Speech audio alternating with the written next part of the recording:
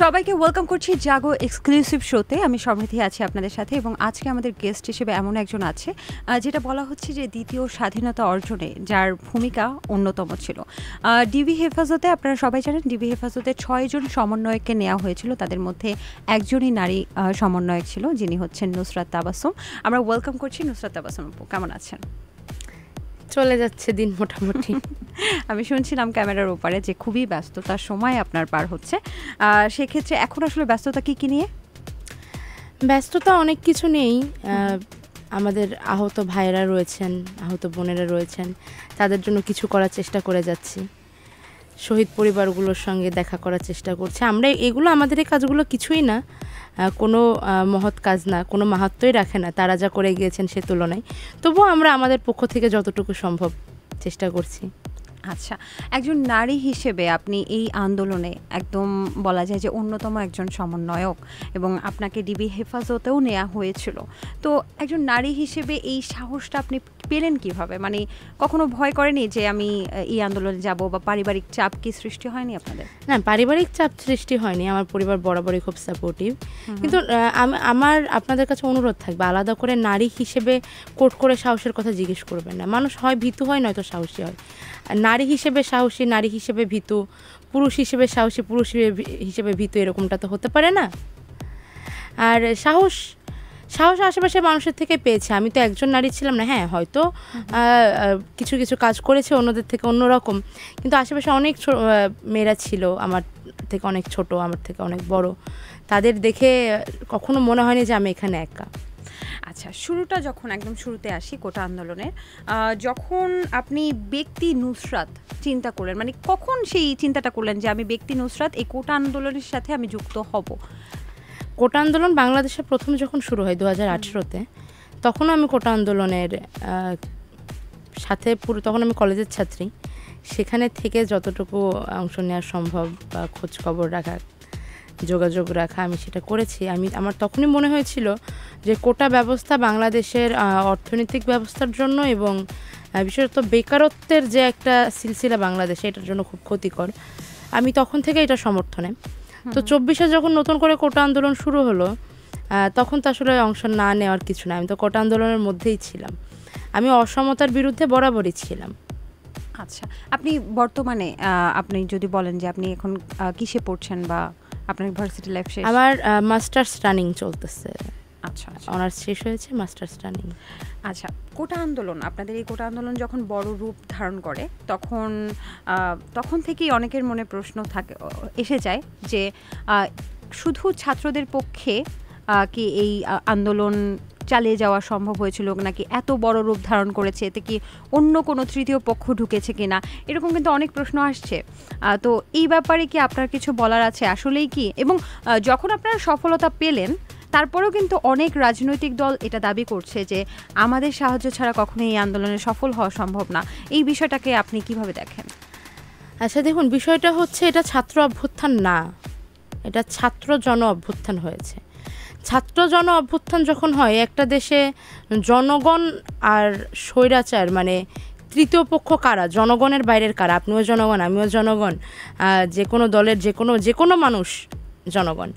এবং যেহেতু গণতান্ত্রিক রাষ্ট্র, সেহেতু পলিটিক্যাল আইডেন্টিটি থাকা, পলিটিক্যাল বিলিফ থাকা, এগুলো তো আমাদের গণতান্ত্রিক অধিকার, আমাদের রাষ্ট্রের কাছ থেকে পাওয়া অধিকার। তো আপনি একই সঙ্গে একই সময়ে একটা মানুষ, গণতান্ত্রিক রাষ্ট্রের নাগরিক, এবং আপনি একই সঙ্গে একটি রাজনৈতিক বিশ্বাসীও হতে পারেন।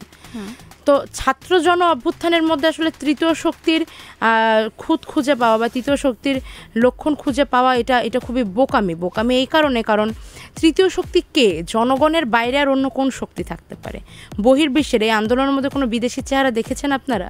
তাহলে তৃতীয় শক্তি আর কারা? না, কিন্তু তৃতীয় শক্তি যদি আমি বলি যে রাজনৈতিক দল, বিভিন্ন রাজনৈতিক দল দাবি করছে। ঠিক আছে, কিন্তু রাজনৈতিক দলকে আপনারা জনগণের বাইরে কেন দেখছেন?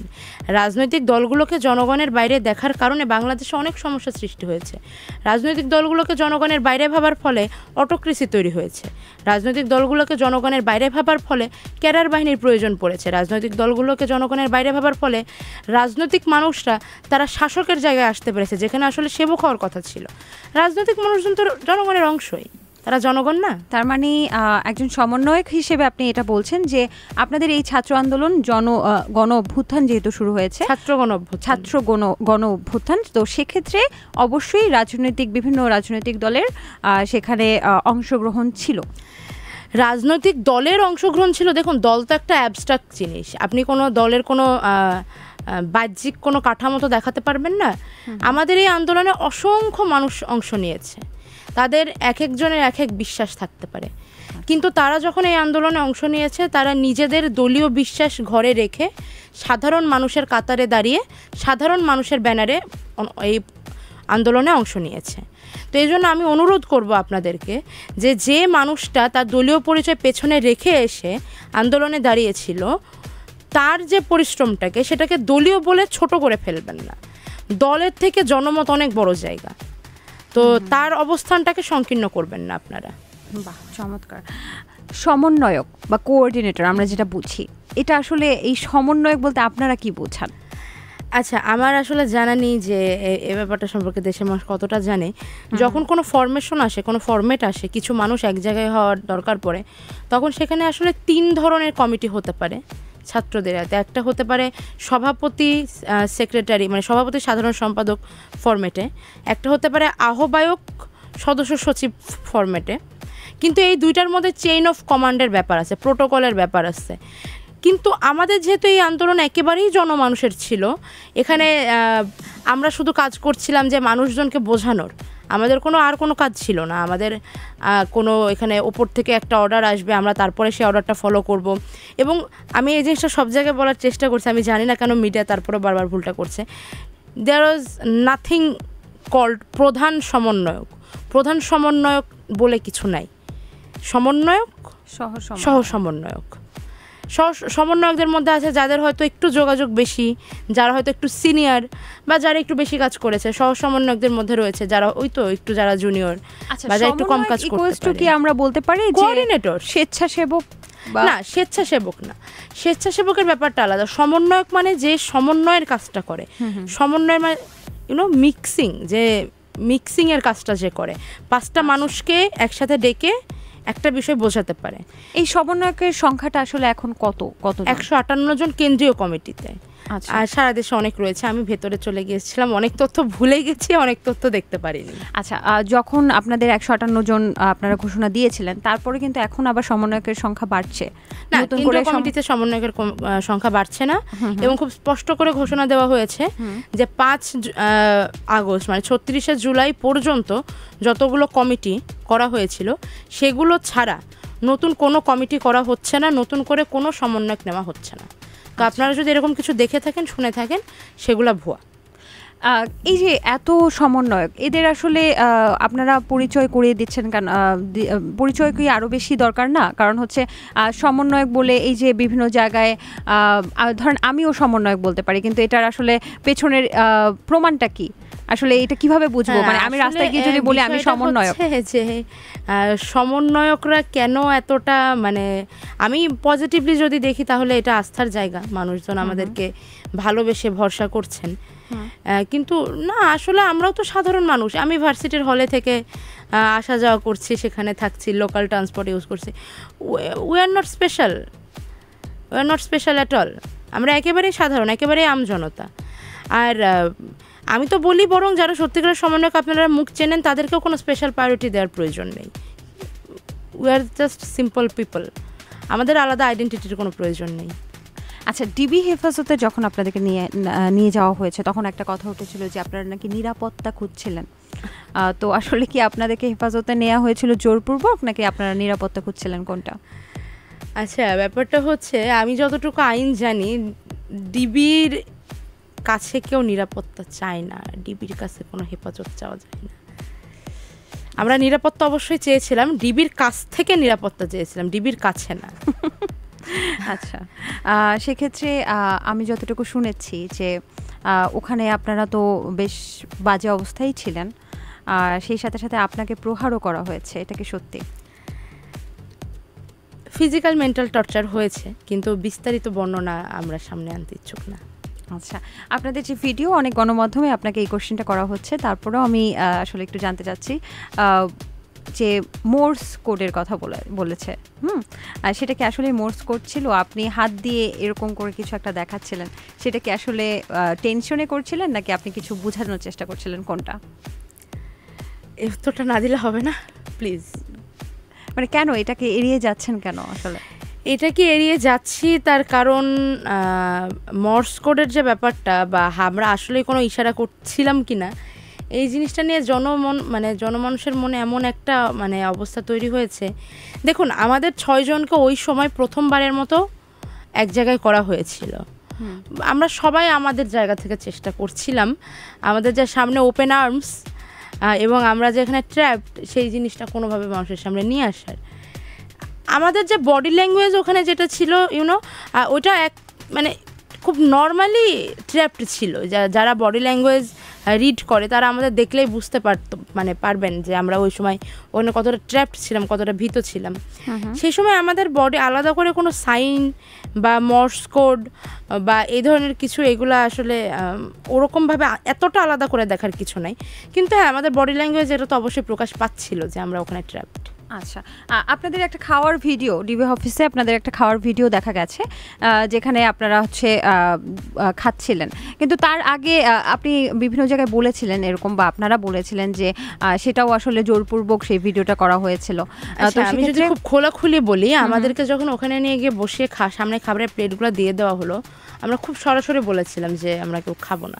আচ্ছা, তারপরে যখন আমাদেরকে বারবার না খেতে হবে, খান বা এই ধরনের কথাবার্তা, তখন আমাদের পক্ষ থেকে খুব সুস্পষ্ট রিকোয়েস্ট করা হয় যে আপনাদের এখানে খাবার দিয়ে বসিয়ে ভিডিও করে ডিফেমিংয়ের যে কাজটা, এটা সম্পর্কে তো আমরা জানি, অ্যাটলিস্ট এটা করেন না। এবং তারা আমাদের সেই কথাটাও রাখেনি। এবং তারা কিভাবে আমাদের প্রেশারাইজ করছেন সেই জিনিসটা নতুন করে আমার মনে হয় না ক্লিয়ার করার কিছু আছে। কারণ ডিবি হেফাজতে হারুন সাহেবের আন্ডারে কিভাবে প্রেশারাইজ করা সম্ভব উনি করে থাকেন, আমরাও বুঝতে পেরেছি যে আপনার একটা প্রেশার বা অস্ত্রের মুখে আপনারা এই ভিডিওটা ধারণ করা হয়েছিল আপনাদের দ্বারা। কিন্তু সেক্ষেত্রে আমরা যতটুকু জানি আপনারা বের হয়ে বলেছিলেন যে আপনারা কয়েকদিনের অনশনে ছিলেন। কয়েকদিনের না, 32 ঘন্টা, কিছু বেশি হবে, কিন্তু নিউজে যখন এসেছে তখন পর্যন্ত 32 ঘন্টা। তো সেই 32 ঘন্টা যখন আপনারা অনশন করেন, তখন কি অস্ত্রের মুখে আপনাদেরকে জোর করে? হ্যাঁ, তখন চেষ্টা করা হয়েছিল, কিন্তু তখন অলরেডি বিষয়টা অনেক পাল্টে গিয়েছিল। আমরা অনশন শুরু করেছিলাম মঙ্গলবার, ততক্ষণে আমাদের ছেড়ে দেওয়ার জন্য রিট করা হয়ে যায়। আমাদের শিক্ষকরাও আমাদের জন্য 2 বার ওখানে গিয়েছেন। বাইরে জনগণ খুব রীতিমতো ক্ষোভে ফুঁসছিলেন। আমাদের যখন রাতের অন্ধকারে চুরি করে তারা তুলে নিয়ে গেল, তখনকার পরিস্থিতি আর ধীরে ধীরে পরিস্থিতি অনেক পাল্টে যায়। আমি এই কথাটা কয়েক জায়গায় বলেছি যে আমরা ভেতরে অনশন করেছি, আমরা ভেতরে প্রতিবাদ জানানোর চেষ্টা করেছি, কিন্তু আমাদেরকে বের করে এনেছে দেশের জনগণ। আমাদেরকে নিয়ে যাওয়ার পরে, ওই ফার্স্ট ভিডিওর পরে, প্রথম দিন আমরা এতটা ভালনারেবল ছিলাম, এতটা উইক ছিলাম, কিন্তু তারপরেও যখন দেখলাম যে না, মানুষ আমাদেরকে অবিশ্বাস করছেন না, বিশ্বাস করছেন, এবং দেশের মানুষ এখনও প্রোটেস্ট করছে, এখনও রাস্তায় আছে, তখন আমরাও ভেতর থেকে জোরটা পাই যে দেশের মানুষ যদি পাশে থাকে, ভেতর কি করবে? সর্বোচ্চ মেরে ফেলবে, গুম করে দিবে। তো সেটা এখন যেভাবে আছে, এটাই খুব একটা তো আহামরি ভালো কিছু না। এই জন্য আমরা এই সাহসটা পাই। রবি সোমবার পর্যন্ত আমাদের অবস্থা আসলেই খুব খারাপ ছিল। তারপরেও ভালো হয়নি, কিন্তু আমরা ভেতর থেকে শক্তিটা পাচ্ছিলাম। আপনাদের এই শক্তির কারণেই হয়তো আমরা এখন এই বাক স্বাধীনতা পেয়েছি। না, এই কৃতিত্ব আমাদের খুবই সামান্য। এই কৃতিত্ব আমাদের খুবই সামান্য। মানুষ যেভাবে অস্ত্রের মুখে দাঁড়িয়ে, অগ্নি সন্ত্রাসের মুখে দাঁড়িয়ে ঢাকার রাস্তাতে আন্দোলন করে গিয়েছেন, সারা দেশ থেকে আমরা বের হয়ে আসার পর এক ডাকে যেভাবে লং মার্চে তারা অংশ নিয়েছেন, এটা অভূতপূর্ব জিনিস। বাংলাদেশ এই ধরনের জিনিস কখনো দেখেনি। একদমই তাই। তবে একটা প্রশ্ন আসলে আমার ব্যক্তিগত মনে আসছে যে এই যে আপনাদের এতজন সমন্বয়ক, 158 জন সমন্বয়কের মধ্যে মাত্র 2 জন সমন্বয়ক উপদেষ্টা পরিষদে এসেছে।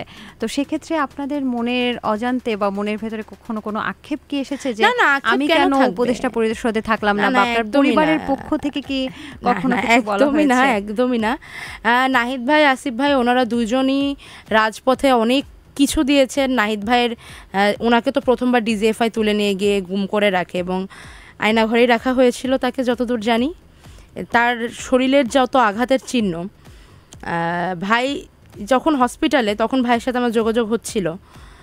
ওনাকে যখন ডিবি আবার তুলে নিয়ে গেল, ডিজিএফআই গুম করে রেখে ফেরত দিয়ে গেল, ডিবি তুলে নিয়ে গেল, উনি যেতে পারছিলেন, উনি হাঁটতে পারছিলেন না, উনি কাঁপছিলেন।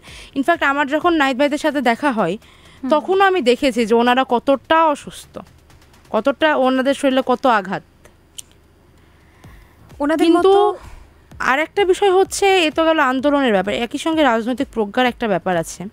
অবশ্যই নাহিদ ভাই, আসিফ ভাই আমাদের তুলনায়, অন্তত আমি বিশ্বাস করি আমার তুলনায় তারা অনেক মানে প্রাজ্ঞ ব্যক্তি, তাদের রাজনৈতিক জ্ঞান অনেক মজবুত এবং তাদের ওপরে আমাদের ভরসা আছে। আমরা অন্তত তাদের ভরসা করতে পারি যে না, তারা ওখানে গিয়ে পাল্টে যাবে না কখনো, এবং তারা কিন্তু পাল্টে যাননি। তারা এখনও, আমরা তো মজা করে বলি যে এখন কি তাহলে ভাইদের 60 টাকা লাগবে কিনা, কিন্তু না, আমাদের কাছে এক বড় ভাই ছিলেন, বড় ভাই আছেন। এই যে এখন যে রাজনৈতিক সিদ্ধান্তগুলো নেওয়া হচ্ছে, সেগুলো কি সকল সমন্বয়কের সাথে মতামতের প্রেক্ষিতেই কি নেওয়া হচ্ছে কিনা, আপনাদের সাথে আলোচনা হচ্ছে কিনা? প্রধান সমন্বয়ক, দুঃখিত আমি, যে আপনাদের উপদেষ্টা পরিষদে যে সমন্বয়করা আছে তারা কি আপনাদের সাথে আলোচনার মাধ্যমেই ডিসিশনগুলো নিচ্ছে? বিষয়টা হচ্ছে, আন্দোলন এক ধরনের জিনিস, রাজনীতি আরেক জিনিস, দেশ চালানো আরেক জিনিস। এখন যদি ওনারা চানও, তারপরেও ওনারা আমাদের সাথে সব বিষয়ে আলোচনা করতে পারবেন, ওনারা নিজেদের পরিবারের সাথে যোগাযোগ করতে পারছেন না। তবে আমাদের মধ্যে দেখুন, দেশব্যাপী আসলে অনেকে অনেক রকম কাজ, অনেক সমস্যা, তো আমাদের তাৎক্ষণিক অনেক ডিসিশন নেওয়া লেগেছিল, যেমন সম্প্রীতি রক্ষা কমিটি, রাষ্ট্রীয় সম্পদ রক্ষা কমিটি ঠিক না, টিম, রাষ্ট্রীয় সম্পদ রক্ষা টিম, সম্প্রীতি রক্ষা টিম, তারপর হচ্ছে যে ট্রাফিকের ব্যাপারটা, হেলথ ফোর্স, কমিউনিকেশন ফোর্স, এই যে এই জিনিসগুলা আমরাও তো ওনাদের সাথে যোগাযোগ করে করছি না, আমরাও তো আমাদের মতোই করছি।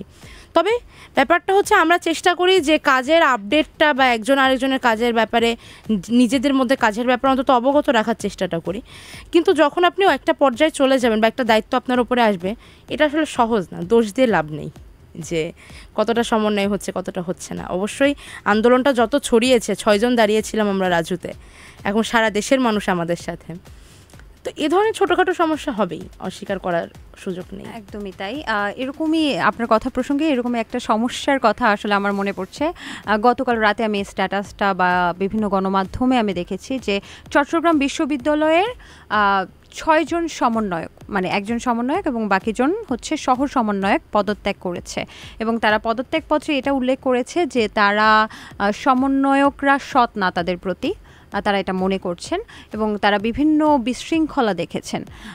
সেক্ষেত্রে আপনি কি কিছু বলতে চান তাদের সম্পর্কে? দেখুন, চট্টগ্রাম বিশ্ববিদ্যালয়ে যে 6 জন পদত্যাগ করেছেন তাদের সিদ্ধান্তের প্রতি আমার সম্পূর্ণ সম্মান রয়েছে, এবং এই আন্দোলনটা যখন হয়েছিল তখন একজন মানুষকেও জোর করে আনা হয়নি। এই আন্দোলনটা থেকে যখন যে পর্যায়ে মনে করেন বা করতে চান বা করতে পারেন যে আমি এখান থেকে বের হয়ে যাবে, সম্পূর্ণ তার সে স্বাধীনতা রয়েছে, এবং আমরা কারোর সিদ্ধান্তের উপরে আঙুল তুলতে চাই না। কিন্তু তাদের যে অভিযোগটা যে বিশৃঙ্খলা হচ্ছে বা সমন্বয়ের অভাব, সত্যি কথা বলতে আমি এই অভিযোগটা সম্পূর্ণ এড়িয়ে যেতেও চাই না, কারণ আমি যখন ভালো কাজের ক্রেডিটটা নিচ্ছি তখন খারাপ কাজের বা দুর্বলতাগুলোর দায় স্বীকার কেন নয়। এবং যারা যে সমন্বয়করা বা সহসমন্বয়করা পদত্যাগ করেছে তারা কিন্তু সক্রিয় ছিল এই আন্দোলনে, এটা সবাই কিন্তু বলছে, এবং তারা অপরাজনীতির কথাও কিন্তু উল্লেখ করেছে। মাসনুন আমার খুব কাছের ছোট ভাই, ওদের ব্যাপারটা ঠিক আছে, ওদের বললাম তো, ওদের সিদ্ধান্তের প্রতি আমার সম্পূর্ণ সম্মান রয়েছে। আর বিশৃঙ্খলা বা অপরাজনীতির ক্ষেত্রে আমি দায় স্বীকার করছি, দায়টা এভাবে স্বীকার করছি যে আমাদেরই আসলে দুর্বলতা। আমাদের হয়তো 24 ঘন্টার মধ্যে 24 ঘন্টাই কাজ করে যাওয়া উচিত ছিল, তাহলে হয়তো এগুলো মানে আরও বেশি খোঁজখবর রাখা যেত, ভুল ত্রুটি যেগুলো হয়েছে আরও খোঁজখবর রাখা যেত, আরও সামলানো যেত। কিন্তু না, এখানে কোনো ধরনের কোনো অজুহাত না, আমাদের দুর্বলতার ফলেই অনেক জায়গায় অনেক ধরনের অনেক অসুবিধা তৈরি হয়েছে। আমরা হয়তো আরও কিছুটা পরিশ্রম দিতে পারতাম, হয়তো আরও চেষ্টা করতে পারতাম। আমরা ক্ষমা চেয়ে দেশবাসীর কাছে জানাতে চাই যে আপনারা আমাদেরকে অন্তত ক্ষমা সুন্দর দৃষ্টিতে রাখুন। আমরা সর্বোচ্চ চেষ্টা করে যাচ্ছি, আমরা সর্বোচ্চের চেয়ে বেশি চেষ্টা করে যাওয়ার চেষ্টা করব, এবং খুব বেশি দিন তো হয়নি, মাত্র 12 দিনের একটা দায়িত্ব। দেখুন, মানুষের মধ্যে এরকম একটা ধারণা আমি দেখেছি, এবং তাদের আমি দোষ দিচ্ছি না। অনেকে মনে করে গণ অভ্যুত্থানের পরের দিনটা ফুলসজ্জা হবে, কিন্তু আসলে তো এটা হওয়া সম্ভব না। জলোচ্ছ্বাসে ভেঙে যাওয়া ঘর তো আর এক বেলার মধ্যে গড়ে তোলা সম্ভব না। একটা সমাজ পচে গলে শেষ হয়ে গিয়েছে, আপনি এক মুহূর্তে চোখের পলকে আলাদিনের চেরাগের মতো কেউ এসে সেখানে আতরের বন্যা বয়ে দেবেন। তার মানে জনগণকে আপনি ধৈর্য ধরতে বলছেন? আমি জনগণকে ধৈর্য ধরতে বলছি, কিন্তু বেশি করে যেটা বলছি সেটা হচ্ছে প্লিজ আমাদের দোয়াই রাখবেন, আমাদের ভরসা করেন। আমাদের সমালোচনা করেন, প্রশ্ন করেন, ভুল ত্রুটি ধরে দেন, বকাও দেন, কিন্তু ভরসাটা রাখেন। এই একটা বিষয় আমার খুব ভালো লেগেছে ব্যক্তিগতভাবে, কারণ আমিও তো জেনারেশন জেড এর মধ্যেই আছি, যে আপনারা সমন্বয়করা যারাই আছেন খুব সহজে কিন্তু নিজের ভুল স্বীকার করছেন, যেটা আমরা বিগত কখনোই দেখিনি। না কেন নয়, ভুল স্বীকার না করার কিছু নেই আপু, কিন্তু প্রশ্ন হচ্ছে যে ভুল স্বীকার করে করে করে করে ভুলের পরিমাণ কি আরো বাড়বে কিনা? না কেন বাড়বে? ভুল স্বীকার করলে ভুলের পরিমাণটা কেন বাড়বে? আর দেখুন, সত্যি কথা বলতে পরিস্থিতি কিন্তু আসলে ঠিকঠাকের দিকে যাচ্ছে। প্রথম 2 দিন সাম্প্রদায়িক হামলায় আমরা যেমন দেখেছি, এখন কিন্তু ঠিক তেমনটা নয়। ট্রাফিক অনেকটা সামলে গিয়েছে, সম্প্রীতি রক্ষার ব্যাপারটা আমরা অনেক দূর এগিয়েছি। 15 আগস্টের কিছু অনাকাঙ্ক্ষিত ঘটনা আমরা দেখেছি, কিন্তু একই সঙ্গে আপনি জনরোষটাও তো মানে অ্যাকনলেজ না করে পারবেন না। 16টা বছর বাংলাদেশের মানুষ স্বৈরাচারের মধ্যে দিয়ে গিয়েছে। বাংলাদেশের মানুষ 16 বছর আগে শেষ ভোটাধিকার পেয়েছিল, দেখেছিল। 3টা মেয়াদ ভোটের নামে বাংলাদেশের মানুষের সঙ্গে নাটক করা হয়েছে। আপনি জনরোষ এড়াতে পারেন না কোনোভাবেই। আমরা যদি ঘরে ঘরে গিয়ে মানুষের পা ধরেও বলে আসি যে আপনারা রাগ করেন না, তাতে কি রাগ চলে যেতে পারে? আচ্ছা, কিন্তু এই যে ধানমন্ডি 32-এর যে ঘটনাটা বললেন আপনি, 15ই আগস্ট যেহেতু কথাটা প্রসঙ্গ চলেই আসলো, সেখানে আমরা জানি যে বিবস্ত্র করা হয়েছে, ডিজে গান বাজানো হয়েছে, মানুষের মোবাইল চেক করা হয়েছে, প্রাইভেসি লঙ্ঘন করা হয়েছে। তো সেক্ষেত্রে এই আন্দোলন, আমাদের যে এই আন্দোলন, ছাত্র আন্দোলন, যেটার অবশ্যই সক্রিয়ভাবে আমরাও মিডিয়া কর্মীরা যতটুকু পেরেছি আমরা কিন্তু সক্রিয় ছিলাম। তো সেক্ষেত্রে আপনাদের তো প্রধান ইচ্ছাটাই ছিল যে বাক স্বাধীনতা, মত প্রকাশের স্বাধীনতা, দলীয় স্বাধীনতা। তো সেক্ষেত্রে কি আপনার মনে হয় না যে এখানে প্রাইভেসি বা মত প্রকাশের স্বাধীনতার কিছুটা লঙ্ঘন হয়েছে? এবং আমাদের কয়েকজন সমন্বয়ক ইতিমধ্যে এটা নিয়ে মানে তারা কথাও বলেছেন যে মানুষের প্রাইভেসি লঙ্ঘন করার যে ব্যাপারটা, বাক স্বাধীনতা লঙ্ঘন করা, মোবাইল চেক করা, এগুলো একেবারেই অনাকাঙ্ক্ষিত। আমাদের পক্ষ থেকে তো এরকম কিছু বলাই ছিল না। ইনফ্যাক্ট আমরা অনেক চেষ্টা করেছিলাম আটকানোর। যারা করেছে আমরা চেষ্টা করব তাদের ব্যাপারে কোনো একটা ব্যবস্থা নেওয়ার, আমাদের পক্ষ থেকে যা করা সম্ভব। এবং অবশ্যই সরাসরি পদধারী কোনো সমন্বয়ক এ ধরনের কোনো কাজ করেনি, আমরা ভেরিফাই করেছি, এমন কোনো প্রমাণ পাওয়া যায়নি। আর পোশাক খুলিয়ে যে ব্যাপারটা যেটা বলছেন, যে অর্ধনগ্ন করে ফেলার যে ব্যাপারটা, ওটা হয়েছে ওই ব্যক্তির এলাকা থেকে, ওনার এলাকাবাসীরা। এবং আমি তবুও জাস্টিফাই করছি না, তারপরেও এগুলো করা উচিত না, এগুলো অনুচিত। কিন্তু ওই যে বললাম, আপনি জনরোষকে কিভাবে অ্যাকনলেজ না করে পারবেন? এখন আমরা সর্বোচ্চ যেটা করতে পারি, রাষ্ট্র সংস্কারের পাশাপাশি সামাজিক সংস্কারের একটা কাজও শুরু করতে পারি, কিন্তু সেটাও তো সময় সাপেক্ষ। 16টা বছর ধরে যারা অত্যাচারিত, তারা যদি আজকে ফুঁসে উঠতে চায়, রাতারাতি আমরা হয়তো ইনফ্রাস্ট্রাকচার পাল্টে ফেলতে পারি, রাতারাতি হয়তো আমরা সিস্টেম পাল্টে ফেলতে পারি, যদিও সেটা অসম্ভব। কিন্তু রাতারাতি আপনি মানুষের মনের ভেতরটা কিভাবে পাল্টে দেবেন? যে অত্যাচারটা মানুষ তার সাথে হতে দেখেছে, মানুষ দেখেছে এতদিন আওয়ামী রেজিম কিভাবে মানুষের ফোন চেক করে করে মানুষের উপরে টর্চার করেছে। এটা তো একটা শিক্ষা না, এটা প্রতিশোধ না, এটা প্রতিশোধ না। এই জিনিসটা হচ্ছে স্বৈর শাসনের কুফল, এটা অটোক্রেসির কুফল। যে ছেলেটা 2010-এ জন্মেছে, এই মুহূর্তে যার বয়স মনে করেন যে 14-15 বছর, সে তো জন্মের পর থেকে এটাই দেখে বড় হয়েছে। আপনি যে স্বৈরশাসনের কুফলের কথা বলছেন, আমরা দেখছি বিভিন্ন জায়গায় শিক্ষক বা ভিসিদেরকে পদত্যাগ করানোর জন্য বাধ্য করা হচ্ছে, বা আন্দোলন করে তাদেরকে পদত্যাগ করানো হচ্ছে। কোনো জায়গায় অনেক হেয় প্রতিপন্ন হচ্ছে, হ্যারাসমেন্টের শিকারও হচ্ছে আমাদের শিক্ষকরা। আপনি প্রথমেই আমাকে বলছিলেন যে ভিন্ন মতাদর্শে থাকতেই পারে, বিভিন্ন রাজনৈতিক মতাদর্শ থাকতেই পারে, কিন্তু সব মিলিয়ে আমরা তো মানুষ। তো ভিন্ন মতাদর্শের মানুষরা কি সেই পদে থাকতে পারবে না? এটাও কি একটা জনরসের অংশ? না, এটা জনরসের অংশ না, এটা শাস্তি প্রদানের অংশ। শাস্তি, সামাজিক শাস্তি। দেখুন, যেমন বিষয়টা যদি পরিষ্কার করি তাহলে এরকম আসবে যে ভিন্ন মতাবলম্বী হওয়া এক জিনিস, আর গণহত্যার মদতদাতা হওয়া আর এক জিনিস। যেমন আমি যদি আমার বিশ্ববিদ্যালয়ের কথা বলি, আমার বিশ্ববিদ্যালয়ের সাবেক যিনি ভিসি মাকসুদ কামাল, তিনি শিক্ষার্থীদের হাত থেকে বাঁচার জন্য, এবং তাকে আমরা শুধু তার সাথে একটু কথা বলতে চাচ্ছিলাম, এইটুকুই যে স্যার আমরা হল ছাড়তে চাই না, আমরা হলেই থাকতে চাই, আমরা হলেই নিরাপদ। মাঝরাতে আমাদের রাত 8টা-9টার দিকে হল থেকে বের করে দিলে আমরা কোথায় গিয়ে থাকবো, এটুকু অনুরোধ করার জন্য আমরা তার কাছে গিয়েছিলাম। এবং তিনি আমাদেরকে পুলিশ দিয়ে, বিজিবি দিয়ে, র্যাব দিয়ে সেখান থেকে সরিয়েছেন। এটা কি অভিভাবক সুলভ আচরণ? ওই দিন 3 দিক থেকে আমাদের ওপরে যখন গুলি ছোড়া হলো, তখন আমার খুব কাছের 3জন মানুষের গুলি লেগেছে। আমার খুব কাছের 2টা ছোট ভাই, আমার খুব কাছের একজন বন্ধু। তার মানে যিনি সরাসরি গণহত্যার মদতদাতা বা গণহত্যার সহযোগী, তিনি তো শাস্তিযোগ্য অপরাধী। একজন আপনি ভুল আর দোষকে এক করে ফেলতে পারেন না। ইচ্ছাকৃত দোষ আর অনিচ্ছাকৃত ভুলের মধ্যে তফাৎ আছে। ভিন্ন মতের কারণে আমরা কাউকে শাস্তি দেওয়ার পক্ষপাতী না, আমরা চাচ্ছি সহাবস্থান। কিন্তু ভিন্ন মতের অজুহাত তুলে একটা সময় পর্যন্ত যারা গণহত্যাকে জাস্টিফাই করে গিয়েছে, রাষ্ট্রীয় এবং সামাজিক অপরাধগুলোকে ফ্যাসিলেট করে গিয়েছে, হোয়াট অ্যাবাউট দেম? তারা কি শাস্তি পাবে না? বাংলাদেশে এমন অনেক ধরনের অপরাধ রয়েছে যেগুলো বিচার নিশ্চিত না হওয়ার কারণে দিনকে দিন বৃদ্ধি পেয়েছে। কিন্তু আমরা আইন নিজের হাতে তুলে নেওয়া হচ্ছে না। কোথাও আইন নিজের, আপনি আমাকে দেখান আমার বিশ্ববিদ্যালয়ের ভিসি নিজে হাতে পদত্যাগপত্র সই করেছেন। এটা মানে আপনার বিশ্ববিদ্যালয়ের ভিসি অবশ্যই তিনি একজন, আপনি বলছিলেন যে গণহত্যার সাথে তিনি মদতদাতা, তো সেক্ষেত্রে আর কার কথা নিয়ে আসতেছেন? সাবেক প্রধান বিচারপতি? না, আমি বিভিন্ন ইউনিভার্সিটিতেও কিন্তু এরকম হচ্ছে। হ্যাঁ, আপনি বলুন আমাকে দুটো একটা উদাহরণ দিয়ে দেখান এখানে।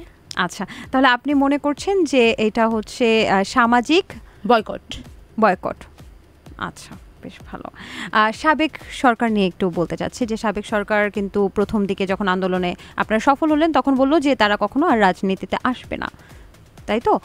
এবং তারপরেও কোনো ভিন দেশ থেকে ভিডিও বার্তার মাধ্যমে আমরা জানতে পেরেছি যে তারা নাকি পদত্যাগই করেনি, এবং এখন আবার শুনতে পাচ্ছি যে আবারও রাজনীতিতে আসছে সাবেক সরকার। তো সেক্ষেত্রে আপনারা যেহেতু এই সরকারকে, মানে সাবেক সরকারকে স্বৈরাচার বলেছিলেন, তো আপনারা কি সেই সরকার যদি আবারও রাজনীতিতে আসে তাহলে কি আপনারা তাদেরকে অ্যাকসেপ্ট করবেন? যদি দলের কথা বলেন তাহলে তো তাদের প্রথমে রাষ্ট্রের কাছে সামাজিক ক্ষমা চাওয়ার একটা ব্যাপার আছে, কারণ তারা দলীয়ভাবে গণহত্যাকে সাপোর্ট দিয়ে গিয়েছেন। তারা যদি ক্ষমা প্রার্থনা করেন, তারা যদি নিজেদের শুধরে নেন, দেশ ও জাতির বিরুদ্ধে গিয়ে কোনো কাজ করবে না কথা দেন, তাহলে হয়তো তারা আসতে পারে। আই ডোন্ট নো, আমি এতখানি রাজনৈতিক জ্ঞান আমার নেই যে দেশে অবস্থান করা নিরীহ আওয়ামী সমর্থকরা তারা কি তাদের নেতাকর্মীদের অপরাধের ভাগ নিবেন কি নিবেন না, এটা নিয়ে আমি কোনো কমেন্ট করতে পারি বলে আমার মনে হয় না। কিন্তু লক্ষণ যা দেখছি তাতে মনে হয় না যে তারা ক্ষমা চাওয়ার জন্য তৈরি। কিন্তু সাবেক প্রধানমন্ত্রীর কথা যদি বলেন, তার তো অনেক বয়স হয়েছে, তিনি তো পদত্যাগই করেননি এমনটাও তো। হ্যাঁ, সেটাই বলছি যে তার তো যথেষ্ট বয়স হয়েছে। এই বয়সে আসলে এতগুলা খুন খারাপি করা খুবই কঠিন। আমার ধারণা উনি একটা আফটার শকের মধ্যে আছেন, হয়তো একটু মানসিক অস্থিতিশীলতা বা কোনো ধরনের শারীরিক অসুস্থতা, আমি জানি না এই ধরনের কথাবার্তা কেন বলছেন। আই গেস ওনার কিছুদিন বিশ্রাম নেওয়া দরকার, কারণ আমি মনে করেন যে মাছ কাটতে গেলেই আমার কষ্ট লাগে, তো সেখানে উনি নিজে হাতে এতগুলো খুন করাইলেন, কষ্ট লেগে একটু মানসিক স্থিতিশীলতা এদিক ওদিক হয়ে যাওয়া খুব স্বাভাবিক। আচ্ছা, ওনার চিকিৎসার প্রয়োজন। আচ্ছা, এই স্বাধীনতার মাধ্যমে আমরা আমাদের মত প্রকাশের স্বাধীনতা পেয়েছি, এবং আমরা মিডিয়া কর্মীরা যারা, তারাও অনেক কথা স্পষ্টভাবে বলতে পারছি, সেটা নিঃসন্দেহে। এই জন্য আপনাদেরকে অসংখ্য ধন্যবাদ। তো সেক্ষেত্রে একটু জানতে চাচ্ছি যে সোশ্যাল মিডিয়া, এটা কিন্তু বেশ বড় একটা প্ল্যাটফর্ম ছিল এই আন্দোলনে, এটা তো আপনাকে মানতেই হবে, আমাদের সবাইকে মানতে হবে। সোশ্যাল মিডিয়া কিন্তু এখনও অনেক বড় প্ল্যাটফর্ম হিসেবে কাজ করছে বিভিন্ন গুজব ছড়ানোর ক্ষেত্রে বা বিভিন্ন বিষয় ছড়ানোর ক্ষেত্রে। আমি জানি আপনার সম্পর্কে বা আপনাদের সম্পর্কে অনেক গুজব আছে, আপনি কি কিছু বলতে চান? আমি গুজবের কথা প্লিজ এটা নিয়ে আর কেউ কিছু বললেন না, আমার বিয়ে টিয়ে হয়নি, কারণ এটা নিয়ে আমি সবচেয়ে বেশি হ্যারাসড হইতেছি। আচ্ছা, কোনো একজন সমন্বয়কের সাথে আপনাকে বিয়ের কথা উঠেছে, এছাড়া আরো অনেক গুজব কিন্তু আছে। এমনই একটি ধরেই নিচ্ছি আমি গুজব, কারণ আমরা ধরে নিচ্ছি গুজব, সেটা আমি একটু আপনাকে জিজ্ঞেস করতে চাচ্ছি। 270 কোটি টাকা সমন্বয়কদের মধ্যে কেউ ভাগাভাগি করে নিয়েছে, যেটা অন্য কোনো দল থেকে এসেছে। এটার সত্যতা কতটুকু, এবং এই গুজবটা কেন আসছে? আমাদের এখনো 60,000 টাকা বাকি আছে মাইক বিল। আপনি যদি খুঁজে পান কে নিয়েছে এই টাকা, আমাকে ওই 60,000 টাকা পৌঁছায় দেওয়ার ব্যবস্থা করেন। আচ্ছা, আর কিছু বলতে চাচ্ছেন না? আচ্ছা, ঠিক আছে, খুঁজে পাইলে একটু আমার ব্যাপারেও কথা বললেন আর কি।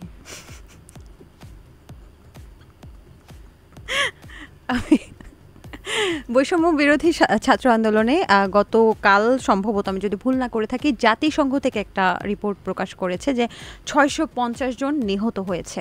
এবং আমরা যদি দেখি info.শহীদ.com-এ, এখানেও কিন্তু অনেকজন আহতদের কথা বলা হয়েছে। আমরা খবর যতটুকু পেয়েছি 33,000-এর উপরে আহত। তার মানে এই আত্মত্যাগটা কিন্তু অনেক বড়। এই শহীদদের কেন একটা লিস্ট করা হচ্ছে না? কেন এটার একটা বিষয়টা হচ্ছে আমরা করে যাচ্ছি, কিন্তু কিছু ঘটনা ঘটেছে যেগুলো আসলে এতটাই লোমহর্ষক। মানে আমরা এরকম কিছু খবর পাচ্ছি যে সেখানে মানুষ মারা গিয়েছে 15 জন, কিন্তু লাশ পাওয়া গিয়েছে বা খবর পাওয়া গিয়েছে একজনের। অসংখ্য লাশ গুম হয়েছে এবং হত্যার খবর, খুনের খবর লোপাট করা হয়েছে ওই সময়টা। আমরা সর্বোচ্চ চেষ্টা করে যাচ্ছি লিস্টটা খুব দ্রুত সময়ের মধ্যে প্রকাশ করে, এবং খুব দ্রুত সময়ের মধ্যে প্রকাশ হয়েও যাবে।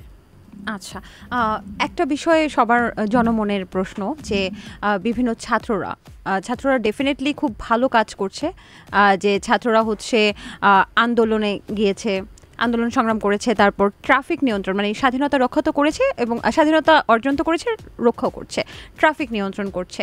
কিন্তু বর্তমানে তারপরে যে বলে না, সব ভালোর একটা খারাপ দিক মানুষ বের করবেই। তো বর্তমানে অনেক কথা উঠছে যে ছাত্ররা হোটেলে রেড দিচ্ছে বা বিভিন্ন ধরেন বিভিন্ন গাড়ির ব্যাগডালা খুলে চেক করছে। দেন হচ্ছে এখন কিন্তু আপনাদের একজন সমন্বয় কিন্তু ইতিমধ্যেই বলেছে যে ছাত্রদেরকে আর ট্রাফিক পুলিশের দায়িত্ব পালন করতে হবে না, তারা এখন শিক্ষা প্রতিষ্ঠানে ফিরে যেতে পারে। তো সেক্ষেত্রে ধরেন এই ছাত্রদের তো সংখ্যা নেই যে এই মানুষগুলোই রেড দিচ্ছে বা এই মানুষগুলোই নিয়ন্ত্রণে কাজ করছে। এই মানুষগুলোকে তো আমরা চিনি না। ধরেন আমি একজন ছাত্র, আমি ইচ্ছে হলো আমি আমার পাশের বাসায় গিয়ে রেড দিলাম যে এখানে কে আছে, আমার শত্রু, আমি পাশের বাসায় গিয়ে রেড দিলাম, কে আছে চলো ধরে নিয়ে যাই, আমি একজন ছাত্র। তো এই বিষয়টা কি একটা অস্থিতিশীলতা তৈরি করছে না? আচ্ছা, প্রথমত ট্রাফিকের কাজ যারা করছিল তাদেরকে কার্ড দেওয়া হয়েছিল, তাদেরকে দেখে বোঝার উপায় ছিল যে তারা ট্রাফিকের কাজ করছে। হোটেল রেড দেওয়া বা এই ধরনের কিছু ঘটনা আমরা এগুলো খুব রিসেন্টলি জানতে পেরেছি, এবং এগুলো খুব স্ট্রিক্টলি না করে দেওয়া হয়েছে আমাদের কাছে, মানে ওরা এগুলো নিজে থেকে করেছে। ছাত্রদের পুলিশের ভূমিকায় অবতীর্ণ হওয়া কখনোই কাঙ্ক্ষিত নয়, এবং একই সঙ্গে যদিও আমাদের পুলিশ ভাইরা কাজে ফিরেছে, তবুও আমি তাদের প্রতি একটু অনুযোগ করতে চাই যে আপনারা আরও আগে ফিরলে আমাদের ছাত্রদের জন্য বিষয়টা আর একটু সহজ হতো। ব্যাগডালা মানে ডিকি খুলে চেক করা বা গাড়ি চেক করার যে ব্যাপারটা, এটা মানুষের ফোন চেক করা অবশ্যই এই ব্যাপারটা ব্রিচ অফ প্রাইভেসি হয়ে যায়, কিন্তু গাড়ি চেকের মাধ্যমে আমাদের ছেলেরা অনেক কিছু ধরেছে আমরা যা দেখতে পেয়েছি, মাদকদ্রব্য থেকে শুরু করে অর্থ পর্যন্ত।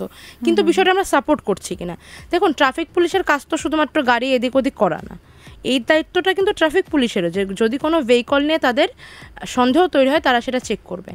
ছাত্ররা হয়তো কিছু জায়গায় কিছু বাড়াবাড়ি করেছে, তারা ছোট, তাদের ট্রেনিং নেই, তাদের পক্ষ থেকে আমি ক্ষমা চাইছি। আর হোটেল রেট দেওয়া বা ফোন চেক করা এগুলো খুবই অনাকাঙ্ক্ষিত, এগুলো নিয়ে তাদেরকে আমরা এগুলো তো না করেই দিয়েছি। কিন্তু সবশেষ কথা যেটা, এরপরেও যদি আপনারা দেখেন যে ছাত্রদের হাত দিয়ে কোনো অনাকাঙ্ক্ষিত অপরাধমূলক কাজ হচ্ছে, সমন্বয়ক পরিচয় নয়, পরিচয় সঠিক হোক বা না হোক, ছাত্র জনতা নির্বিশেষে কারোর হাত দিয়ে কোনো অপরাধ সংঘটিত হতে দেখলে তাৎক্ষণিক তাকে বিচারের আওতায় আনার চেষ্টা করুন, বিচারের হাতে তুলে দেন। কারণ আমি প্রথমেই বলেছিলাম আমরা কোনো স্পেশাল কেউ না, আমরাও সাধারণ মানুষ, আমরা একেবারে আইনের মধ্যে। তো আমাদের হাত দিয়েও কোনো অপরাধ যদি কালকে হতে দেখেন, বিচার করার আগে দুইবার ভাববেন না, আইন শৃঙ্খলা বাহিনীর হাতে তুলে দেন, কিংবা আপনারা বিচারের ব্যবস্থা করুন। আচ্ছা, সমন্বয়কদের মধ্যে প্রথম থেকে যখন নতুন সরকার, অন্তর্বর্তীকালীন সরকার গঠন হলো, প্রথম থেকে একটা কথা শোনা যাচ্ছে যে সমন্বয়কদের মধ্যে কিছু মানুষকে আসলে প্রধান উপদেষ্টা কমিটিতে নেওয়া হয়নি। এর কারণটা হচ্ছে তারা হচ্ছে নতুনভাবে ছাত্র রাজনীতি করবে। এবং গতকাল কিন্তু আমি বেশ কয়েকটা পোস্টও দেখেছি এরকম গণমাধ্যমে, যে সার্জিস আলম সহ আরও অনেকেই নতুন একটি রাজনৈতিক দল খুলেছেন, তো বা রাজনৈতিক দল নিয়ে এসেছেন। এটা কি সত্যি? এটা সত্যতা কতটুকু?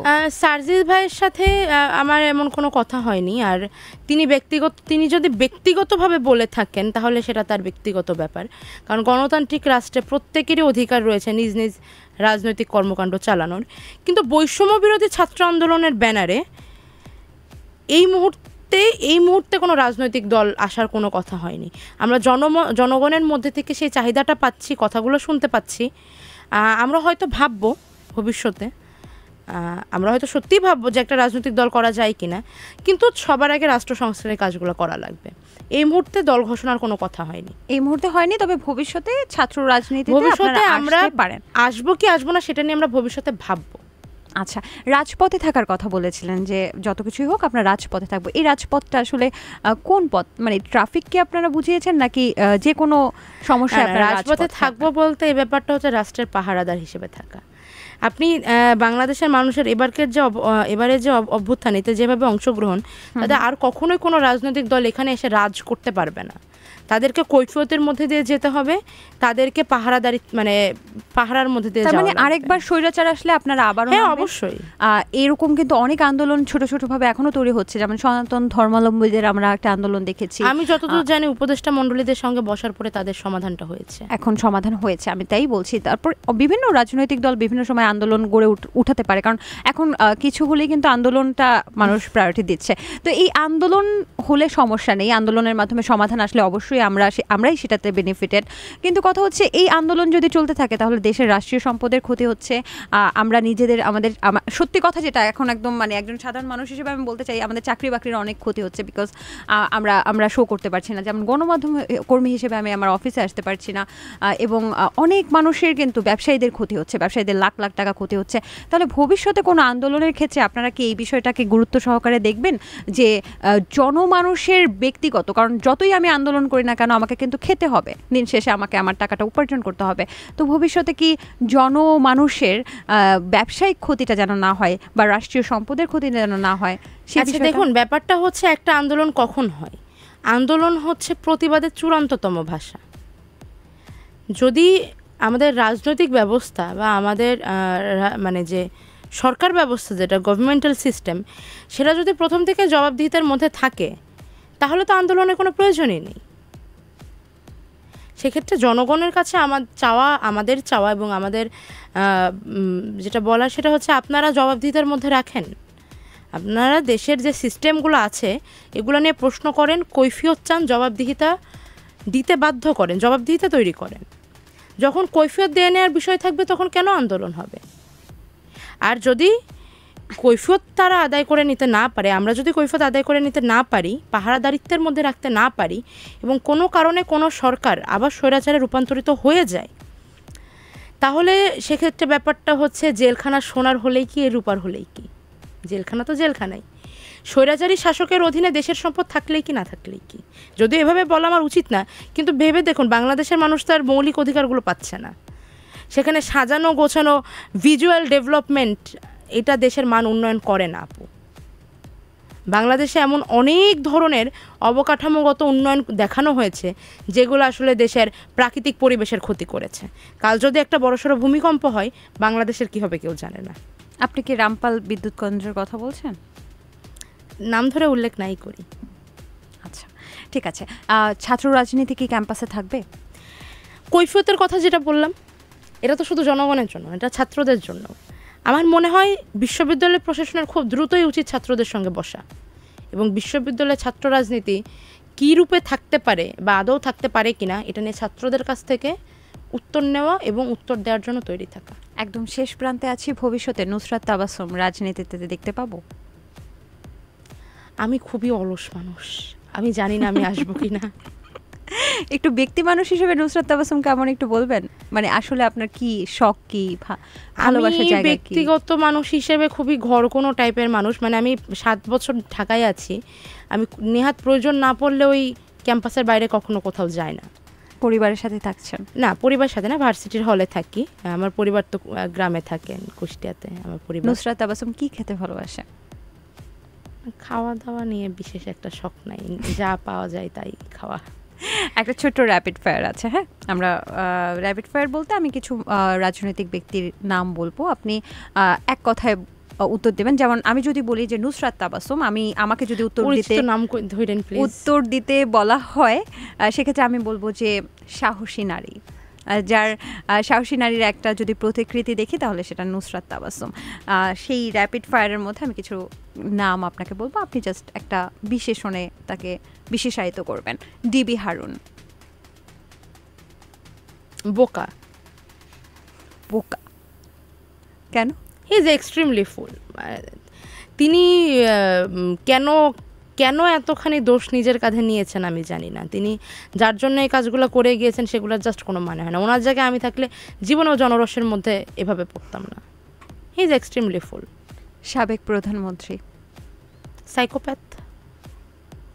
মানে আমরা যে সাইকোপ্যাথ সিরিয়ালগুলো দেখি, হ্যাঁ psychopath, she is Psycho serial killer. Killer man, she is serial killer and she is sociopath also. Okay okay. Salman F Rahman